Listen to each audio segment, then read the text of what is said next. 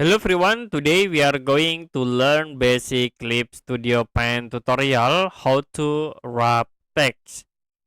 So you can create text object here.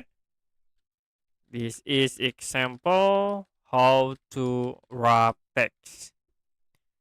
Click OK to apply, and then you can go to tool settings.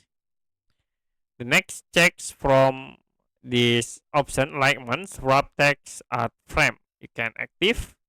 And the next you can change for the box here frame to this point, and then move again to the bottom here, so it will be wrap the text by using this frame.